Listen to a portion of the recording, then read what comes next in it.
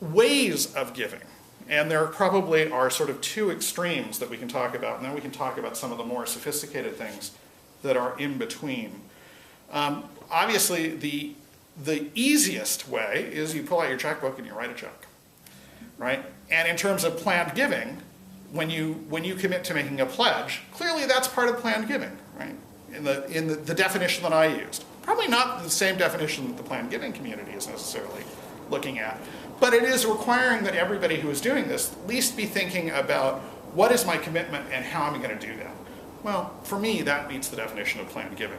It's pretty straightforward. What we're looking at that point, from a tax standpoint, is that kind of a contribution is going to qualify for a charitable contribution.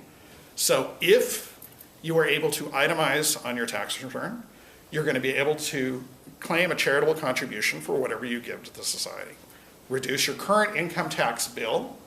There are some limits that you've got to be concerned about. The most that you're going to be able to claim as a charitable contribution and take benefit of that year is paid to a concept called your adjusted gross income. Kind of think, what is my total overall income? If you are claiming a charitable contribution of more than 50% of your adjusted gross income, you're not going to get a current year benefit from it. It's going to carry forward. This is different than sort of the idea that that was raised about, are there amounts that are red flags that I've got to worry about? And usually when I describe this kind of test to clients that I'm meeting with, they immediately go to, oh, that's because it's a red flag. And it's not because it's a red flag. It's the idea that Congress is trying to make sure that you don't get too many benefits and get out of your tax bill completely. So there's a limitation as to how much you can apply. So 50% of your income can be offset through a charitable contribution.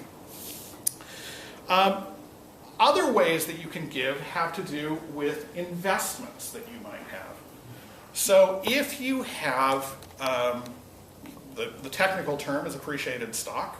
That's going to be stock that if you were to sell, you'd have a capital gain on. You can give appreciated stock to an organization and avoid that capital gains treatment. You're able to deduct as a charitable contribution the fair market value, so that's the current value of the stock. So you bought IBM, go ahead. That's on the day the gift is given, the stock transfers. It is, well, it would be the date the gift is completed. Okay. So probably the date that the stock transfers is what you're really looking at.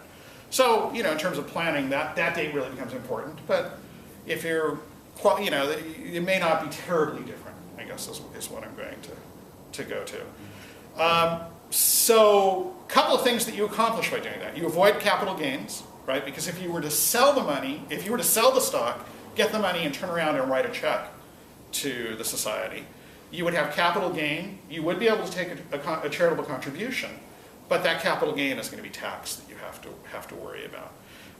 By directly gifting the stock, you get a charitable contribution for that full value, but you don't have to recognize the income. So it's a pretty neat way of doing it. So if you are thinking about trying to accomplish some good with the organization and you're in the fortunate situation where you've got some appreciated stock, that's a great way of doing it. Joan brought the idea up early on when I was asking about questions about IRAs. And the most recent tax legislation did allow for 2011 that you can give a gift directly from your IRA. Now, why is that important? Well, when you get to about 70 and a half, if it's a traditional IRA, the government insists that you have to start taking money out of your IRA. Again, the idea is that they've given you this wonderful benefit that you haven't had to worry about paying taxes on the appreciation of all this money.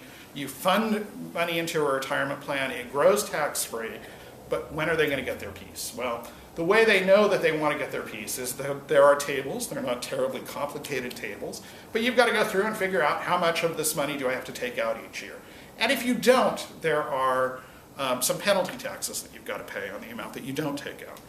Well, you can choose, so if you're in the fortunate situation where you've got money in your individual retirement accounts, you don't need it to live on for your benefit, but the government still insists that you take this money out. You can turn around and make a gift directly from your IRA to the society.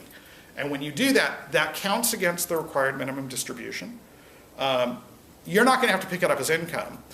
Because you're not having to pick it up as income, they're not going to allow it as a charitable contribution either.